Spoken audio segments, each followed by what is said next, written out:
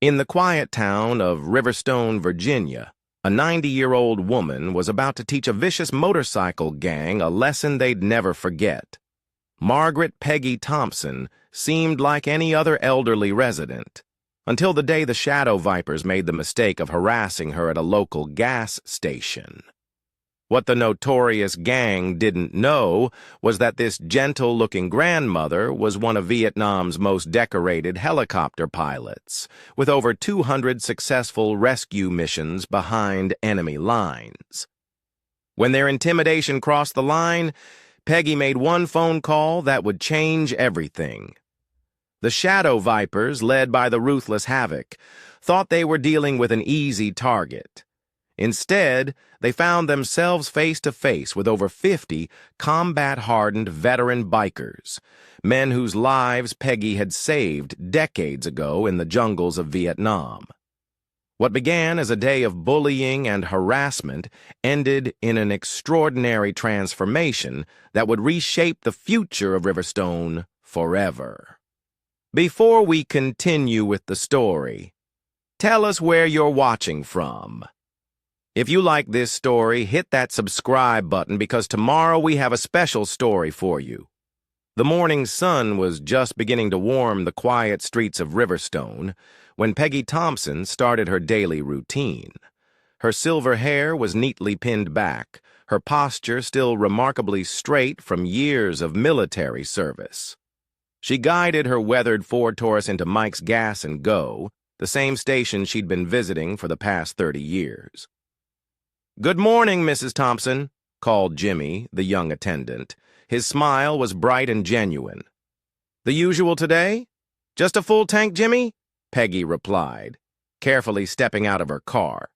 Her movements were measured but purposeful, a testament to the discipline that had carried her through decades of service. The familiar scent of gasoline and morning dew filled the air as she began filling her tank. Her mind wandered to the VA meetings she needed to attend later that morning. These meetings were more than just gatherings. They were a connection to her past, to the men and women who understood what it meant to serve. The peaceful morning shattered with the distant rumble of motorcycles. The sound grew louder, more menacing, until the thunder of engines filled the small gas station. 5 motorcycles, then 10. Then 15 rolled into the lot, their chrome gleaming under the morning sun. The Shadow Vipers had arrived. Peggy's hand remained steady on the pump as she watched them through, the reflection in her car window. Her military training kicked in automatically. Assess the threat, maintain awareness, stay calm. The leader, a man they called Havoc, dismounted his bike with practiced arrogance. His leather vest bore patches that spoke of violence and intimidation.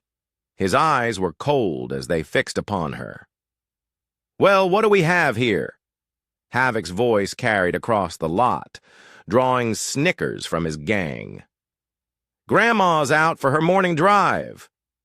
Peggy continued filling her tank, her expression neutral. She'd faced worse in her time.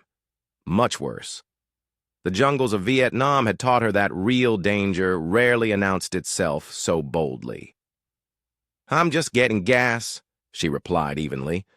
"No need for any trouble." One of the gang members, a tall man with a scraggly beard, sauntered closer. His eyes caught the glint of her license plate holder. "Hey, Havoc, check this out. Vietnam veteran. You hear that? The old lady claims she's a vet." Havoc's laughter was sharp and mocking. "A woman veteran. What did you do in Nam, sweetheart? Serve coffee to the real soldiers." The Bosse words struck something deep inside Peggy, but her expression remained unchanged. They couldn't know about the countless nights she'd spent flying through enemy fire, the hundreds of soldiers she'd pulled from certain death, the medals that sat in a box in her closet. "I served my country," she said simply, replacing the gas pump. Havoc stepped closer, his boots scraping against the concrete. "Served your country. Let me tell you something about service, old woman. The only thing you've served is dinner." The other gang members spread out, forming a loose circle around her car. Jimmy had disappeared inside the station, his face pale as he reached for the phone. Peggy knew he was probably calling the police, but she also knew they wouldn't arrive in time to matter. "You should move along," Havoc continued, his voice dropping to a threatening growl. "This isn't your kind of place anymore. The Shadow Vipers own Riverstone now." Peggy straightened her back, her eyes meeting Havoc's without flinching. "Young man, I've faced things that would make your little gang run crying home to mama. Now, if you'll excuse me, I have a meeting to attend." She moved to open her car door, but one of the gang members slammed it shut. The sound echoed across the lot like a gunshot. Peggy's heart rate didn't even flutter. She'd heard real gunshots, felt the heat of real explosions. "Maybe you didn't hear me clearly." Havoc leaned in close, his breath hot against her face. "This is our town now, and in our town you show respect." Peggy's voice remained steady as she replied, "Respect is earned, son, and so far all I see are boys playing at being men." The words hung in the air like smoke, and for a moment the only sound was the idle rumble of motorcycle engines. Then Havoc's face twisted into something ugly, something dangerous. His hand shot out, grabbing Peggy's arm with bruising force. "You want to learn about respect? We'll teach you all about respect." As his fingers dug into her arm, Peggy's mind flashed back to a night in '68 when she'd pulled a young soldier from the burning wreckage of his helicopter. That soldier had grown up to become Colonel Jack "Iron Jack" Morrison, now the leader of the largest veteran motorcycle club in the state, the same Jack Morrison who had told her, "If you ever need anything, Peggy, anything at all, you just call." She hadn't needed to make that call in all these years, but as she looked into Havoc's eyes, seeing the cruelty there, she knew that was about to change. The Shadow Vipers had no idea what they'd just started, but they were about to learn a lesson about real strength, real courage, and real respect, and it would begin with a single phone call. Havoc's grip on Peggy's arm tightened as his gang circled closer. The morning sun cast long shadows across the gas station's cracked pavement, turning the scene into a dark tableau of intimidation. But Peggy Thompson hadn't survived Vietnam by giving in to bullies. "Take your hand off me," she said, her voice carrying the same tone she'd used to command helicopter crews through enemy fire. Now, something in her voice made Havoc hesitate for just a moment. His fingers loosened slightly, but his sneer remained fixed. "Or what? Grandma? You'll tell on us." "I don't make threats," Peggy replied carefully, extracting her arm from his grip. "I never have. But I promise you, son, you're making a mistake." One of the other gang members, a younger man with a snake tattoo coiling up his neck, laughed harshly. "Hear that, Havoc? The old lady's making promises." Peggy used their moment of amusement to slide into her car, her movements deliberate and controlled. Through the windshield, she could see Jimmy inside the station, still on the phone, his face tight with worry. She knew the local police wouldn't do much. The Shadow Vipers had been terrorizing Riverstone for months now, and law enforcement seemed powerless to stop them. "You're not going anywhere," Havoc declared, placing his hand on her car hood. "Not until we teach you about respect." "Respect?" Peggy started her engine. The familiar rumble of her old Taurus brought comfort. Let me tell you something about respect. I earned mine pulling men twice your size out of burning helicopters while bullets flew past my head. What have you done besides terrorize innocent people?" Her words struck a nerve. Havoc's face darkened, and he signaled to his gang. Within moments, they had surrounded her car with their motorcycles, blocking her exit from every angle. "Get out of the car!" Havoc demanded. Instead of complying, Peggy reached for her phone. The action made several gang members tense up, expecting a call to the police. But Peggy wasn't calling the authorities. Not yet. "You want to see what real respect looks like?" she asked, her fingers hovering over the keypad. "Just wait." Havoc laughed, the sound echoing off the gas station's metal roof. "Oh, I get it. You're calling for help? Maybe your grandkids, the police? Go ahead. Call whoever you want. We'll still be here." Peggy's mind flashed back to a particularly harrowing night in Vietnam. The rain had been coming down in sheets, visibility near zero. But she'd heard the distress call. A squad was pinned down, taking heavy fire. Among them was a young lieutenant named Jack Morrison. She'd flown in blind, using nothing but instinct and skill, and pulled them all out alive. "You boys ever hear of the Veterans Guard?" she asked, her finger pressing the first number. Several of the gang members shifted uncomfortably. The Veterans Guard was well known in biker circles, a motorcycle club composed entirely of combat veterans, led by the legendary Iron Jack Morrison. They weren't just any biker group. They were organized, disciplined, and commanded respect, even from the most hardened outlaws. Telling and preparing this story took us a lot of time, so if you are enjoying it, subscribe to our channel. It means a lot to us. Now, back to the story. "What's that got to do with anything?" Snake Tattoo asked, but there was an edge of uncertainty in his voice now. "Everything," Peggy replied simply, continuing to dial. "You see, back in '68, there was this young lieutenant. His chopper went down deep in enemy territory. Everyone said it was a suicide mission to go in after him, but I went anyway." The phone began to ring. Havoc's expression flickered between anger and confusion. "That lieutenant," Peggy continued, her voice carrying across the suddenly quiet lot, "his name was Jack Morrison. These days people call him Iron Jack, and he owes me a favor." The phone connected. A gruff voice answered. "Morrison, Jack, it's Peggy Thompson. Remember that night near Quezon?" There was a pause, then Iron Jack's voice softened with recognition. "Peggy? Of course I remember. I wouldn't be alive if it wasn't for you." "What's wrong?" Peggy's eyes locked with Havoc's as she spoke. "I've got some young men here who need a lesson in respect. The Shadow Vipers. They seem to think Riverstone belongs to them now." The change in Iron Jack's voice was immediate, turning to steel. "Where are you?" "Mike's Gas and Go. Take your time coming over. These boys aren't going anywhere."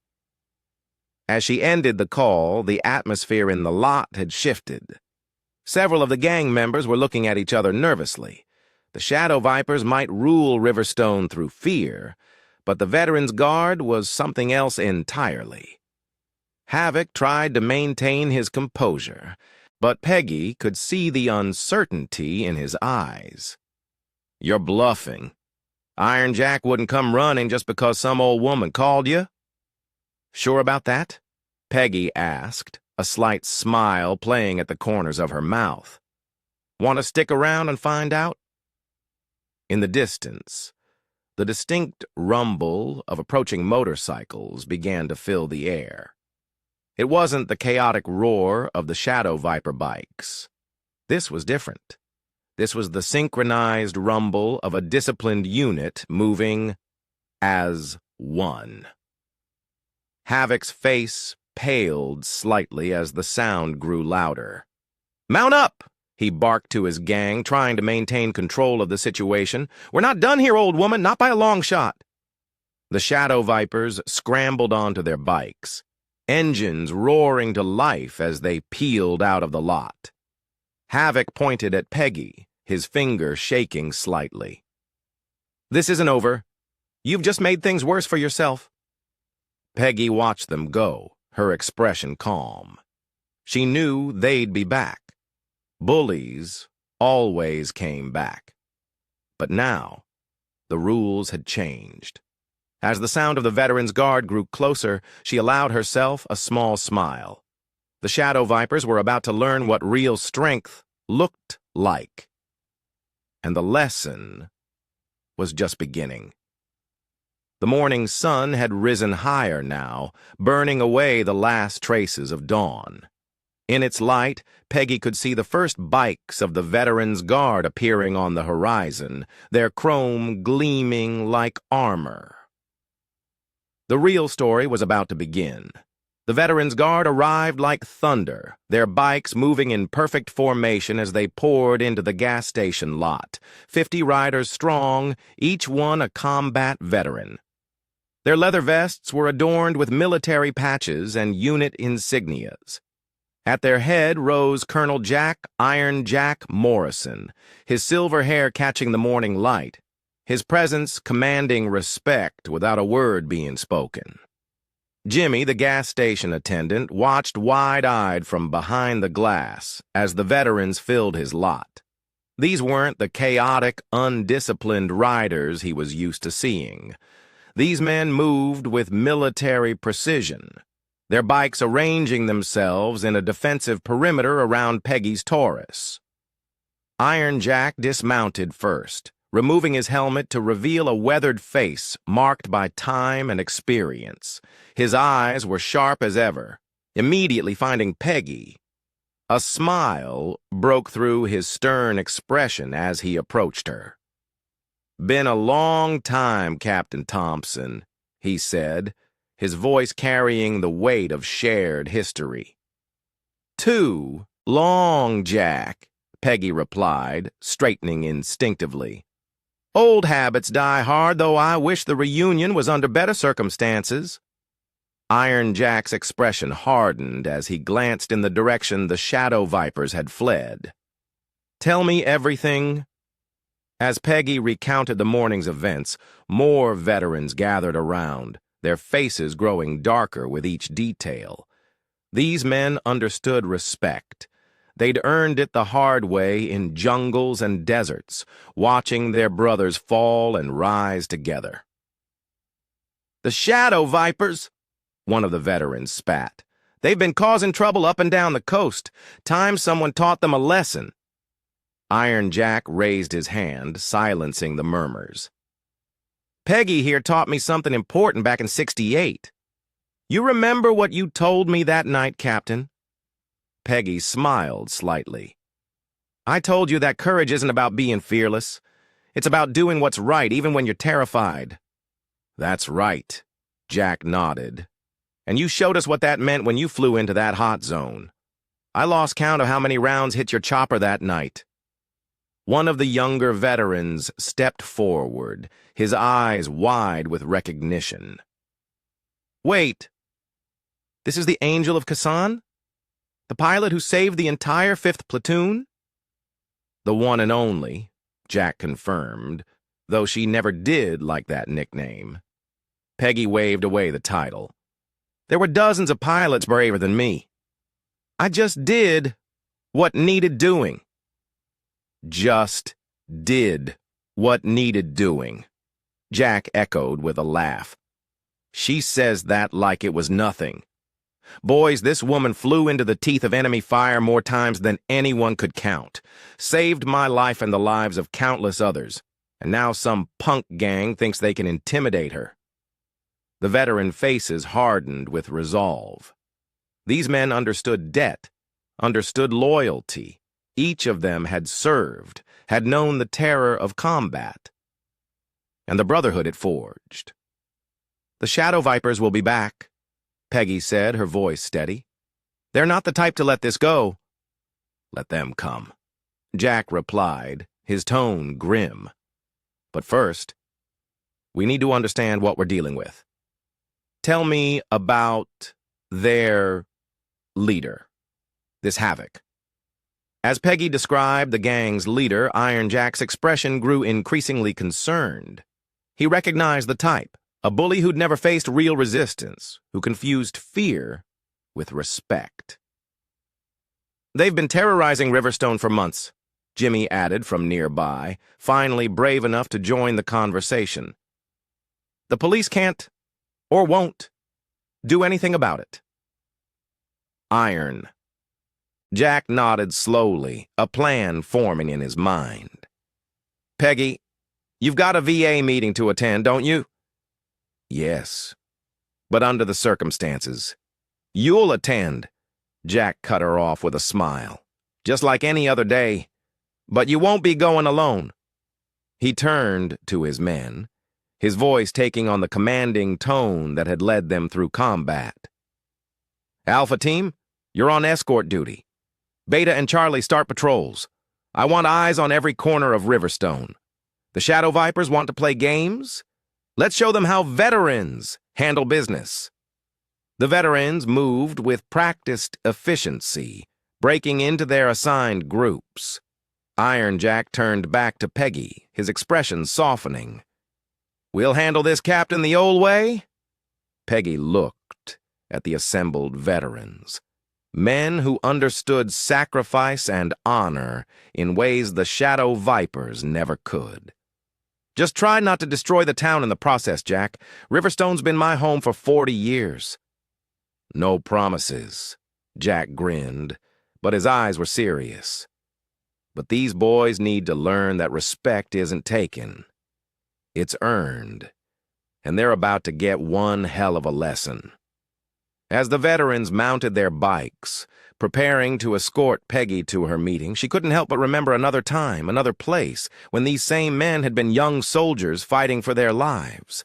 Now they were here, ready to fight again.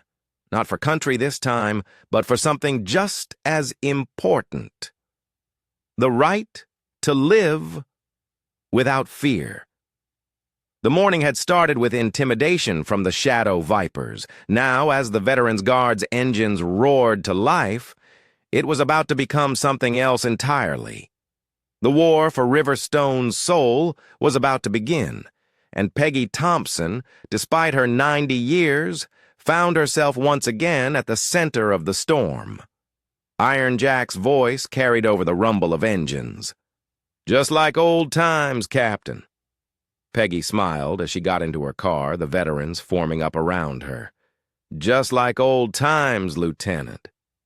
The convoy pulled out of the gas station, a display of power and discipline that couldn't have been more different from the Shadow Vipers' chaotic presence. In its wake, Jimmy stood watching, a smile spreading across his face. Something was changing in Riverstone, and for the first time in months, it felt like change for the better. Across town, in an abandoned warehouse that served as the Shadow Vipers' clubhouse, Havoc paced the oil-stained floor. His boots echoed against the concrete as his gang watched nervously. The morning's encounter had shaken their usual confidence, though none would admit it openly. "The Veterans Guard!" Havoc spat, kicking an empty beer can across the floor. "That old woman! Of all the people in this worthless town, we had to pick her!" Snake Tattoo leaned against his bike, trying to maintain his tough exterior. "So what? They're just another MC. We've dealt with rival clubs before." One of the older members, a man called Diesel, shook his head. "No, these guys are different. They're not just bikers. They're combat vets. Organized, disciplined. They've seen real war." "We've seen plenty of action," Havoc growled, but there was an edge of uncertainty in his voice. "Not like them," Diesel insisted. I heard stories about Iron Jack. He runs the Veterans Guard like a military unit. And that woman, if she really is the pilot they call the Angel of Quezon, I don't care if she's the Queen of England. Havoc exploded, his fist slamming into a nearby locker. This is our town now. We can't let some old woman and her veteran friends push us around. We'll lose everything we've built here. Meanwhile, Peggy's convoy arrived at the VA Center, the Veterans Guard's bikes forming a protective perimeter around the parking lot. As she stepped out of her car, several veterans who'd been waiting for the meeting came out to greet her, their eyes wide at the impressive escort. Quite an entrance, Peggy smiled. Sarah Chen, a Gulf War veteran who ran the VA support group, said, "Though I hear you've had quite a morning. Word travels fast." Hard to miss 50 Veterans Guard bikes rolling through town, Peggy observed, straightening her cardigan. Want to tell us what happened? Inside the VA Center, as the meeting began, Peggy shared the morning's events. The room was packed with veterans of various ages, from Vietnam era to recent conflicts. Their reactions ranged from anger to grim determination as they heard how the Shadow Vipers had treated one of their own. "I remembered something this morning," Peggy said, her voice carrying across the quiet room. "Something from my last mission in Vietnam. We were pulling out a group of Marines under heavy fire. The helicopter was taking hits, hydraulics were failing, but we couldn't leave those boys behind." The room was silent, everyone leaning in to listen. Even the Veterans Guard members stationed outside had come in to hear her story. "One of the young Marines asked me later why I came back for them when everyone else said it was too risky," she continued. "I told him something I've never forgotten. Sometimes the biggest act of courage is standing up for others when everyone else looks away." Iron Jack, standing at the back of the room, nodded slowly. "That's what we're doing now, Peggy. Standing up for Riverstone." But before anyone could respond, the distant roar of motorcycles filled the air. Through the windows, they could see clouds of dust rising from the road leading to the VA Center. The Shadow Vipers were returning, and this time they'd brought reinforcements. "Looks like Havoc called in some friends," Iron Jack observed grimly, counting the approaching bikes. "At least 30 more riders." Peggy stood, her movement drawing every eye in the room. "Jack, I won't have violence at the VA Center. These people come here for healing, not fighting." "Agreed," Iron Jack replied, already moving toward the door. "Delta team, escort our veterans out the back entrance. Everyone else, mount up. We're taking this somewhere else." The Veterans Guard moved with tactical precision, helping the VA meeting attendees to safety while preparing for confrontation. Peggy watched as Sarah Chen efficiently organized the evacuation, proving that military training never really faded. Outside, the Shadow Vipers and their reinforcements lined up across the street from the VA Center, their bikes forming an intimidating wall of chrome and steel. Havoc sat at the center, his face twisted with anger and wounded pride. "Come on out, old woman," he shouted, his voice carrying across the parking lot. "You and your veteran friends can't hide in there forever." Iron Jack stepped out first, his presence commanding attention. Behind him, the Veterans Guard took positions, their formation precise and threatening. Peggy emerged last, her head held high, showing no fear. "Son," she called out to Havoc, her voice clear and steady. "You're making a mistake. This isn't about pride or territory. This is about right and wrong. Stand down before someone gets hurt." Havoc's response was cut off by the sudden arrival of police sirens. 3 patrol cars screamed into the parking lot, lights flashing. Chief Roberts, a Vietnam vet himself, stepped out of the lead car. "Nobody's fighting at my VA center," he announced, his hand resting meaningfully on his sidearm. "Havoc, you and your boys need to leave now." The tension in the air could have been cut with a knife. Havoc looked from the police to the veterans' guard, then to Peggy. His face a mask of fury and frustration. Finally, he kicked his bike to life. "This isn't over," he snarled. "Not by a long shot." As the Shadow Vipers reluctantly withdrew, their reinforcements following, Iron Jack turned to Peggy. "He's right about one thing. This isn't over."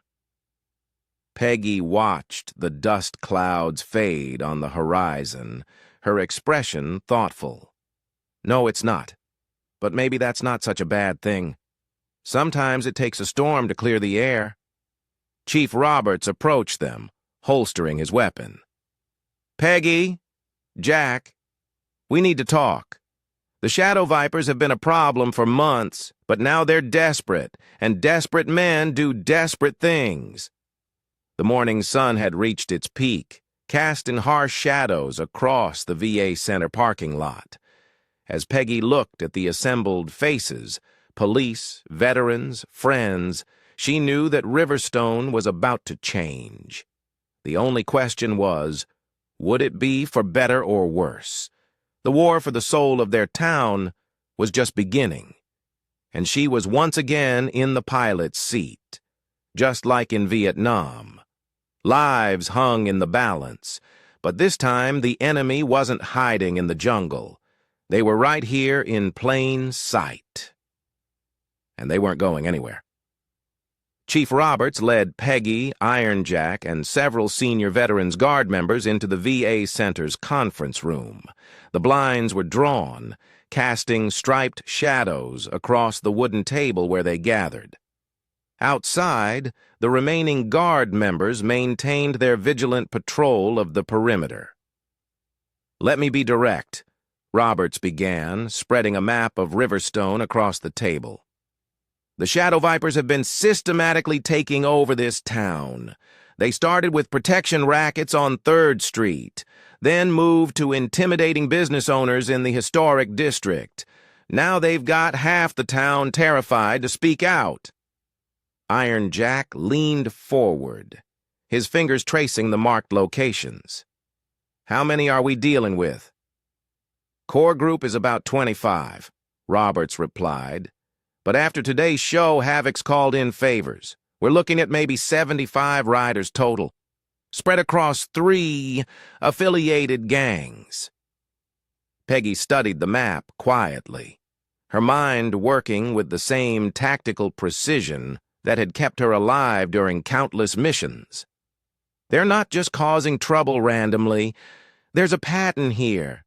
She pointed to several locations. "Look, they've established a presence along every major route in and out of Riverstone. They're not just terrorizing the town, they're controlling it." "Smart observation," Roberts nodded. "But that's not the worst of it. We've got intel suggesting they're moving into drug trafficking using Riverstone as a distribution hub." Iron Jack's face darkened. "Not anymore." "Not so easy, Jack," Peggy cautioned. "We need to be smarter than them."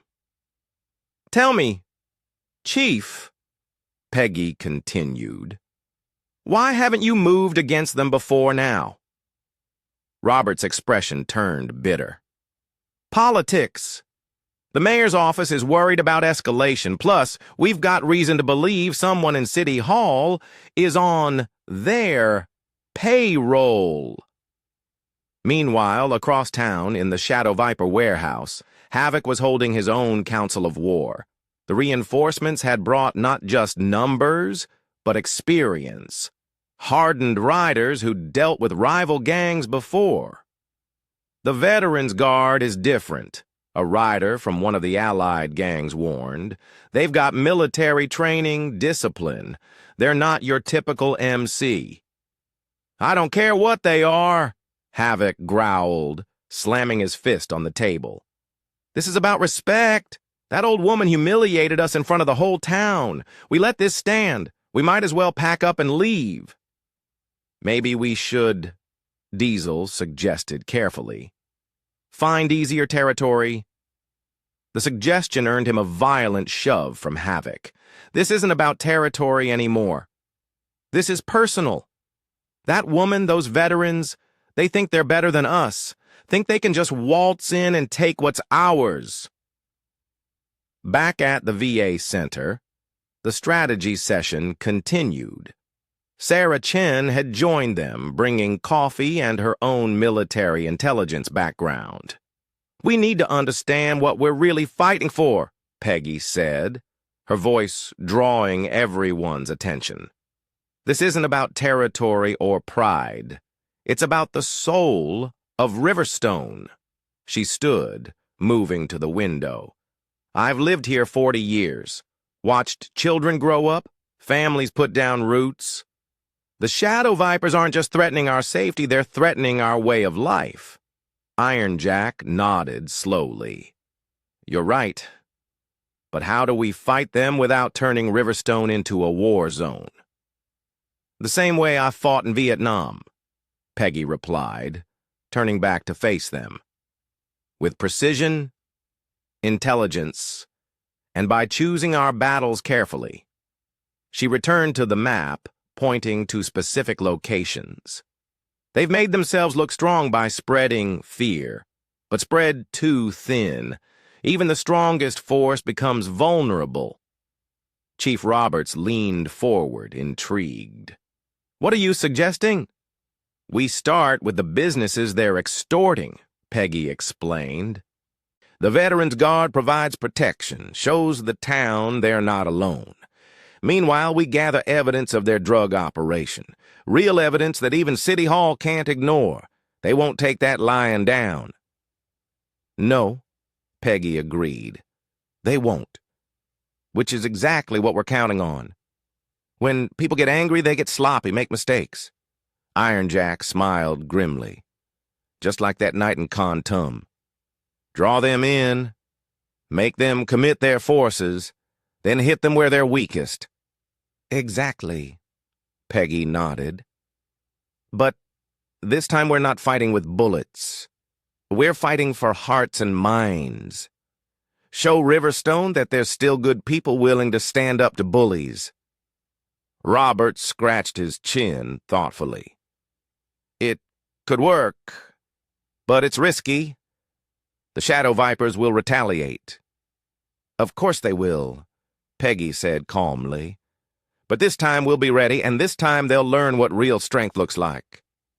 Outside, the sun had begun its descent, casting long shadows across the VA Center parking lot.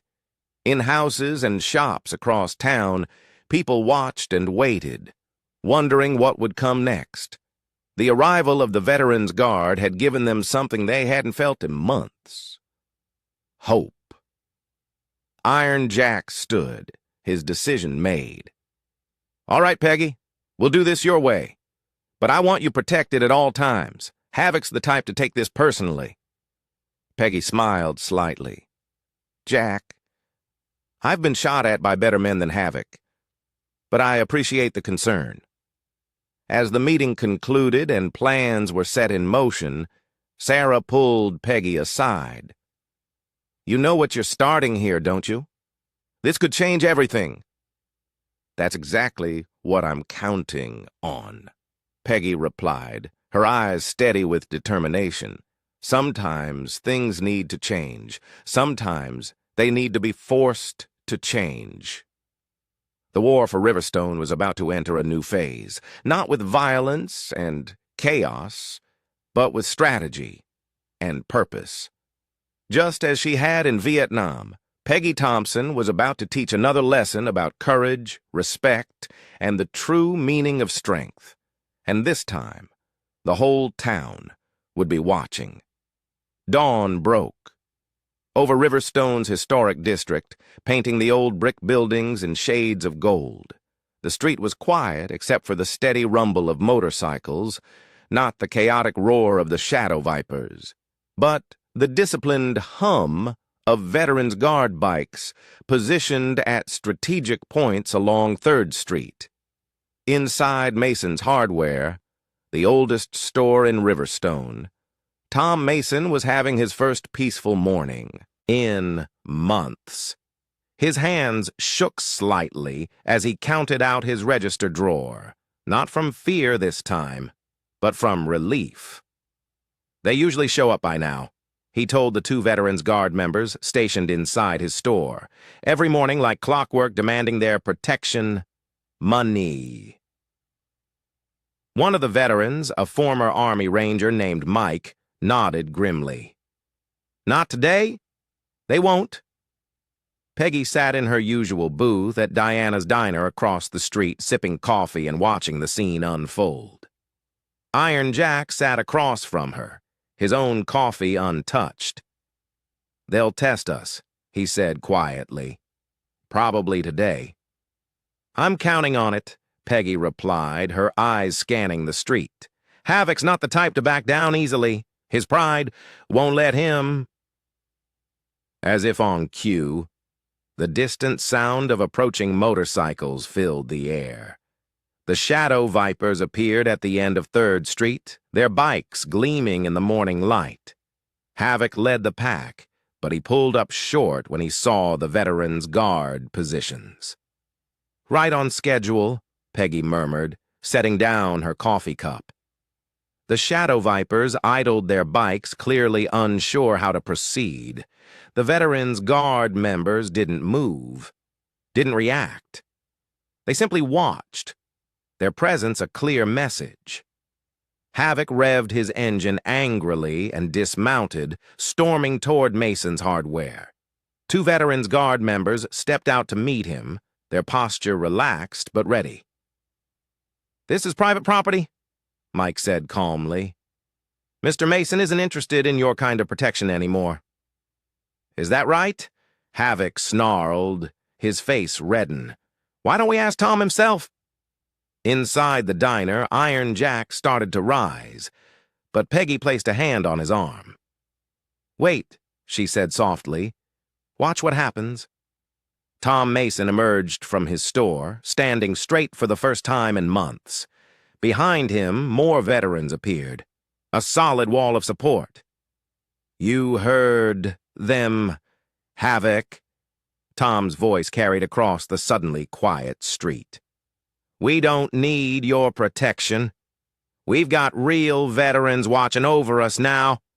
Havoc's hand twitched toward his jacket, but he froze when he saw how many Veterans Guard members had materialized around him. They hadn't drawn weapons, hadn't made threats.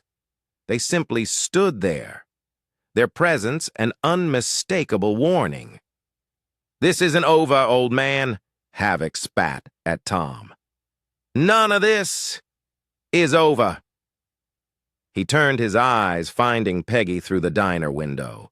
Their gazes locked, and Peggy saw something dangerous flash across his face. Wounded, pride mixed with murderous rage. You did this, he shouted, pointing at her. You think you can just walk in and turn everyone against us? We built something here. Peggy stood slowly, walking to the diner's door.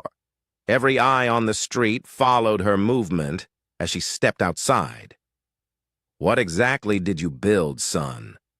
Her voice was steady, carrying to every ear. Fear? Intimidation? That's not building. That's destroying. Other business owners had emerged from their shops now, watching the confrontation. The Shadow Vipers shifted uneasily on their bikes, outnumbered and outmatched by the Veterans Guard's disciplined presence. You don't understand anything. Havoc's voice shook with rage. He took a step toward Peggy, but instantly found his path blocked by Iron Jack and 3 other veterans. This town was dead before we came. We made it strong.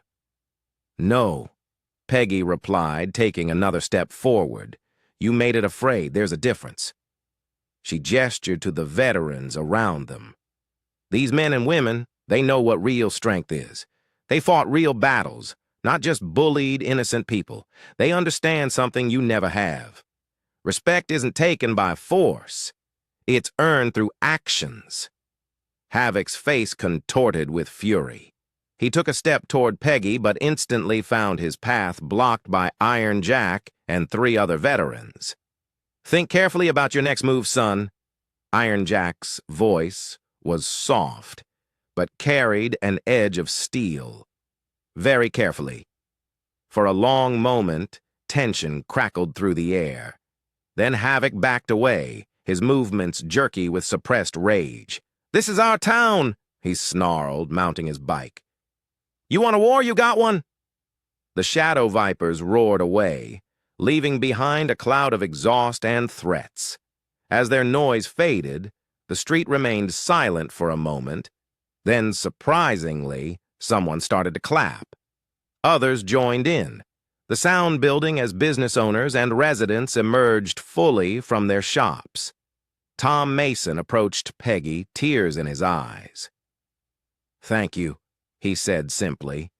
"We've been waiting for someone to stand up to them. We were afraid." "You don't have to be afraid anymore," Peggy assured him. "But this isn't over. Havoc will be back, and he'll be looking for revenge." Iron Jack joined them, his expression serious. "We've won the first battle, but you're right. This is just the beginning. He'll hit back hard. Try to make an example." "Let him try," Peggy replied, watching the gathering crowd of townspeople. "Every move he makes now just shows Riverstone who he really is, and who we really are." Sarah Chen arrived.